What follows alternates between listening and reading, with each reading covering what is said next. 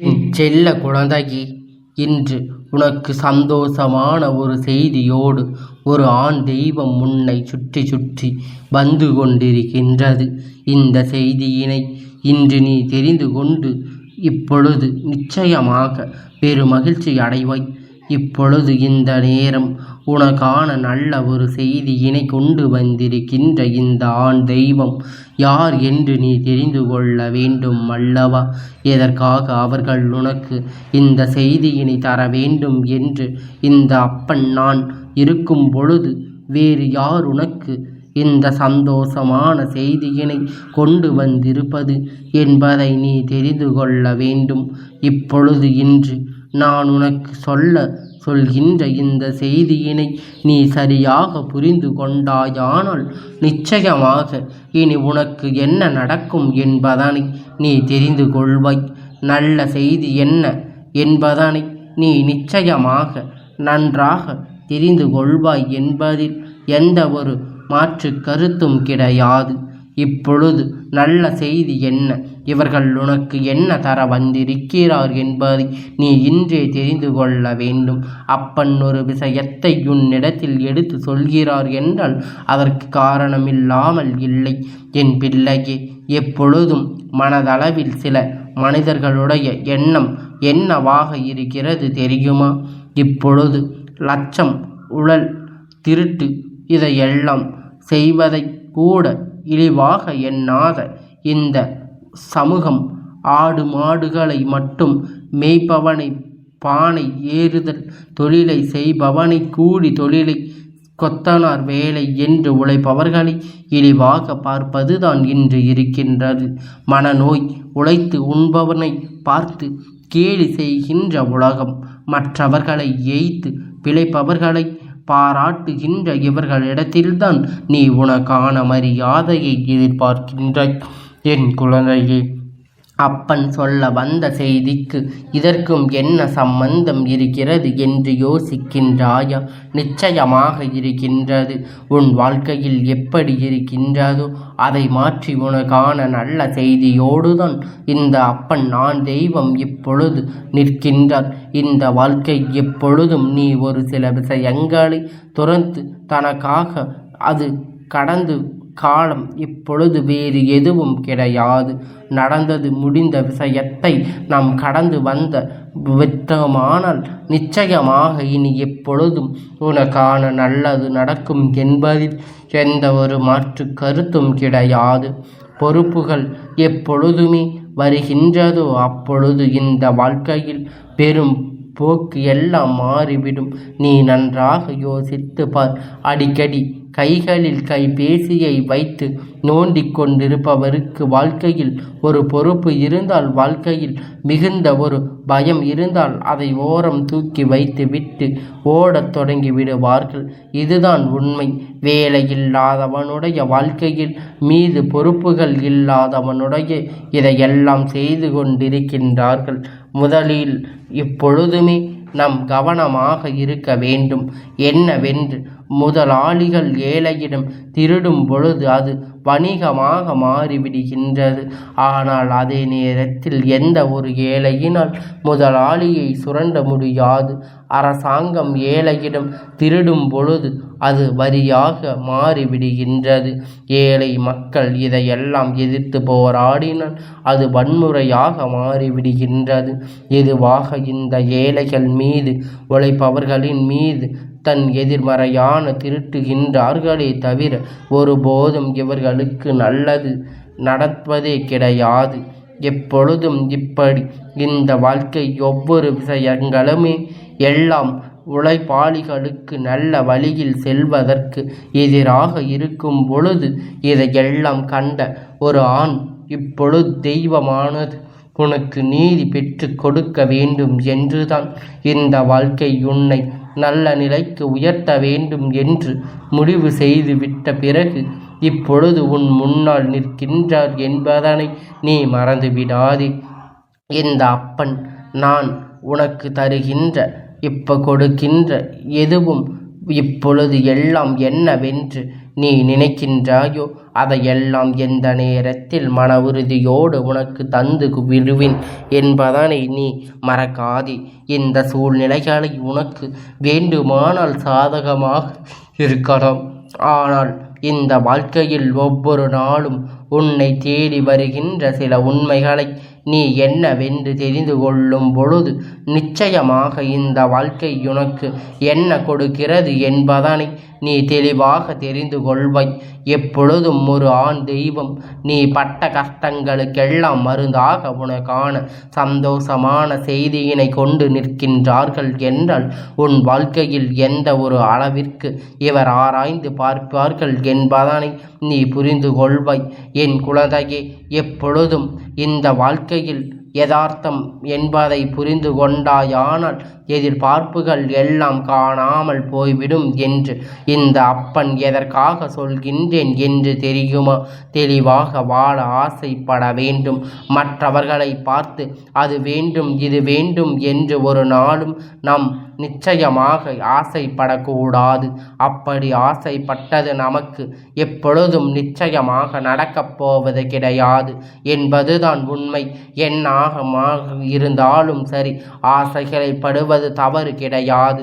ஆனால் அது நடக்காது என்று நீ நினைக்கின்ற உன்னுடைய எதிர்மறையான எண்ணம் தான் உனக்குள் எதையும் கொண்டு வந்து கொடுக்காமல் விட்டு விடுகிறது என்பதை புரிந்து கொண்டு எந்த விஷயம் உனக்கு நடக்க வேண்டும் என்றால் இந்த விஷயம் இந்த வாழ்க்கையில் உனக்கு நடக்க வேண்டும் என்றால் அத்தனையும் மனதில் தைரியத்தோடு நம்பிக்கையோடு நீ எதிர்கொள்ள வேண்டும். அப்படி எதிர்கொண்டால் மட்டும்தான் அது உனக்கு உறுதுணையாக கிடைக்கும். உன்னுடைய தவறுகளை உன்னிடத்தில் சொல்பவனை ஒருபோதும் இழந்து விடாதே. அவர்கள் நீ மற்றவர்களிடத்தில் தலைகுனிய கூடாது என்று எண்ணுபவர்கள் என்பதை முதலில் நீ புரிந்து கொள்ள வேண்டும். என் குழந்தையே, இங்கே நீ தவறு செய்யும் பொழுது கூட அதை சரி என்று சொல்லி உன்னை நடு தெருவில் இழுத்து விடுகின்றவருடைய இங்கேதான் இருக்கின்றார்கள்.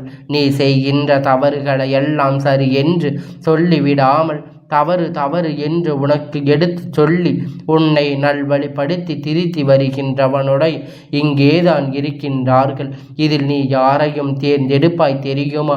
நீ செய்கின்ற தவறு சரி சரி என்று சொல்லி உன்னை தூண்டிவிட்டவனைத்தான் நீ வைத்திருக்கின்றாய்.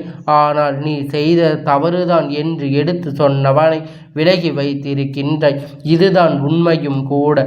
நல்ல செய்திகளை அருகில் வைத்து விடாமல் தீய செய்தி செய்கின்றவர்களை எப்பொழுதும் தோள்மேல் கை போட்டு உடன் அழைத்து செல்பவன்தானே உன்னுடைய வேலையாக இருந்து கொண்டிருக்கின்றார்கள்.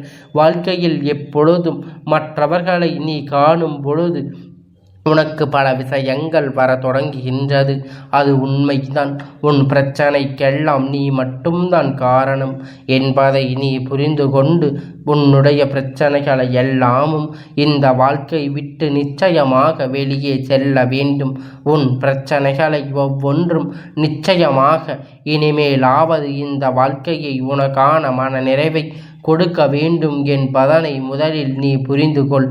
எப்பொழுதும் அப்படியானால் இந்த நேரம் உன் வாழ்க்கையில் இருக்கின்ற அத்தனை தீமைகளும் கலைத்து உனக்கான நல்லது நடக்கிறது என்பதை சொல்ல வந்திருக்கின்றேன். அந்த ஆண் தெய்வம் யார் தெரியுமா? என் குழந்தையே, உன் அப்பன்தான். என்னை தாண்டி ஒருவர் உனக்கு ஒரு நல்ல செய்தியை கொண்டு வந்திருக்கிறார் என்றால் அவரை நாம் சர்வசாதாரணமாக நினைத்துவிடக்கூடாது, நினைத்துவிட முடியாது அல்லவா? நிச்சயமாக இன்று உனக்கான நல்லதொரு செய்தியினை கொண்டு வந்து நிற்பது அந்த முருகன் அப்பன் என்பதை நீ தெரிந்து கொள். அவருடைய எண்ணம் என்பது உனக்கு என்னவென்று உனக்கு தெரியும். அது முருக பெருமான் அல்ல, ஆனால் அந்த முருக பெருமானை போன்றவர் என்பதனை நீ உணர்ந்து கொள்வாய். அது யார் என்றால் அவர் அப்பன், கருப்பப்பன்.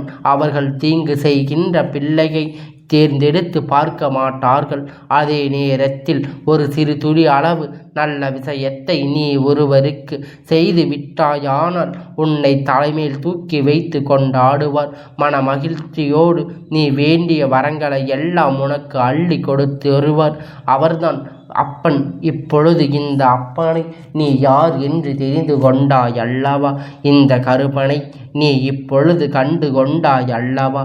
இப்பொழுது இந்த முருக பெருமான் மனமகிழ்ச்சியோடு நீ கேட்கின்ற வரத்தை எல்லாம் அள்ளி கொடுத்திடுவர்.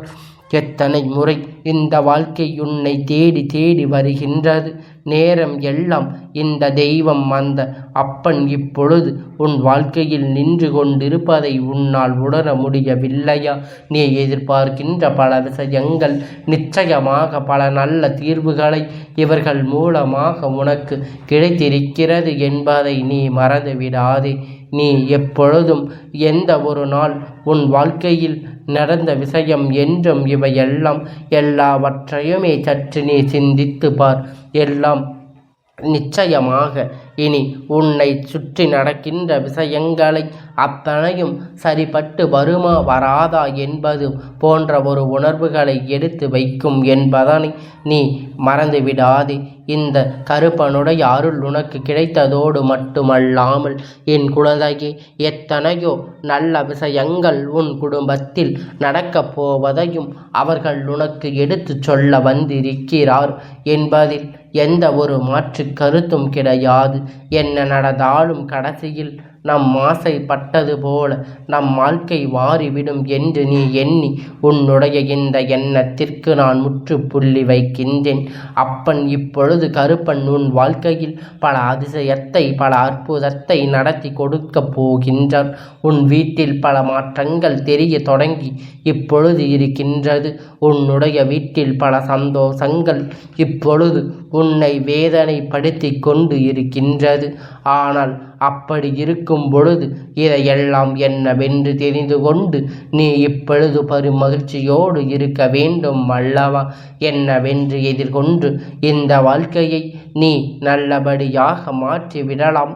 இப்பொழுது இந்த விஷயம் இனிமேலாவது உன்னோடு இந்த அப்பன் இருக்கும் பொழுது உன்னை சூழ்ந்து வருகின்ற சில இன்னல்கள் உன்னை விட்டு சற்றென்று நீங்கிவிடும். அவர்கள் கொண்டு வந்த சந்தோஷமான செய்தி உன் இல்லத்தில் சுபமங்கள நிகழ்வு ஒன்று நடக்கப் போகின்றது. உன் இல்லத்தில் இருந்த ஒருவருக்கு தீர்க்க முடியாத பிரச்சனையாக இருந்து வேதனை பட்டு கொண்டிருந்தார். அவருக்கு அந்த பிரச்சனையிலிருந்து நிச்சயமாக நல்ல ஒரு தீர்வு கிடைக்கும் என்பதனை நீ மறந்துவிடாதே. எப்பொழுதும் எல்லா விஷயங்களையும் சரியாக புரிந்து வைத்திருக்கின்ற என் குழந்தை, நிச்சயமாக உனக்கு இந்த அப்பனுடைய அருள் என்ன நடக்கப் போகிறது என்பதை தெரிந்து கொள்ள முடியும்.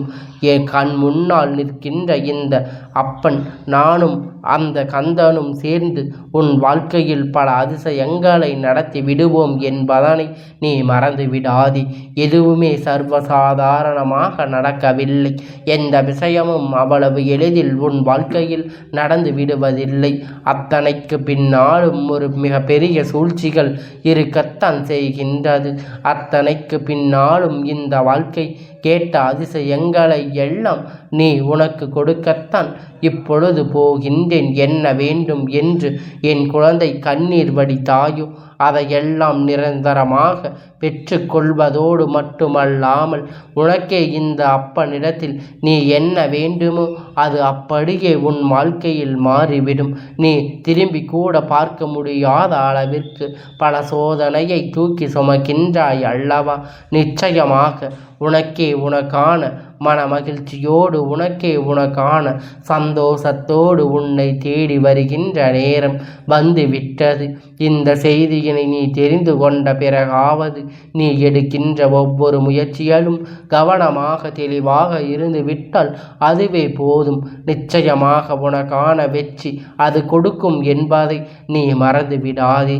எப்பொழுதும் இந்த கருப்பனுடைய அருளும் உன் வாழ்க்கையில் நல்லது நடக்கப் போவது நிச்சயமாக. இன்று இந்த அப்பனுடைய அருள் நம்மை நிறைந்திருக்கும் நம் வாழ்க்கையில் சொல்கின்ற என்பதை நீ புரிந்து கொண்டால் அதுவே போதும். அப்பன் இப்பொழுது கந்தன் சொல்ல நினைத்ததை சொல்லிவிட்டு இந்த ஆண் தெய்வமானது அந்த அப்பன் உன் வாழ்க்கையில் ஒரு அற்புதத்தை நடத்தாமல் இருக்கிறது சொல்ல மாட்டார். அதனால் என்ன நடந்தாலும் எது வந்தாலும் இந்த வாழ்க்கையில் நீ அத்தனையும் விஷயங்களும் சரியாக பதிலை நிறைவாக பெற்று கொள்வாய் என்பதனை புரிந்து கொள்ள வேண்டும். உன்னை தேடி ஒரு ஆண் தெய்வம் வருகிறார்கள் என்றால் நிச்சயமாக அந்த இடத்தில் உன் வாழ்க்கையில் உனக்கு என்ன கொடுக்கிறது என்பதை நீ சரியாக தெரிந்து கொள்ள வேண்டும். இந்த வாழ்க்கையில் எதையெல்லாம் நீ இழந்தாயோ அதையெல்லாம் உனக்கு மீட்டெடுத்து கொடுப்பதாகத்தான் சொல்லி இப்பொழுது இந்த அப்பன் இருக்கின்றேன். எதற்காகவும் கலங்காமல் நீ தைரியமாக இரு. அந்த கருப்பன் வந்து விட்ட பிறகு இனி உனக்கு என்ன கவலை? இந்த கருப்பன் நான் இருக்கும் பொழுது உன் வாழ்க்கையில் என்ன சிந்தனை நம்பிக்கையோடு இருந்தால் என் பிள்ளை எப்பொழுதும் நல்லதே நடக்கும். எல்லாம் உன் அப்பன் இந்த கந்தனும் நானும் இப்பொழுது உனக்காக இருக்கின்றோம். இந்த அப்பனுடைய ஆசீர்வாதங்கள் என்றென்றைக்கும் உனக்கு முழுமையாக கிடைத்து கொண்டே இருக்கும்.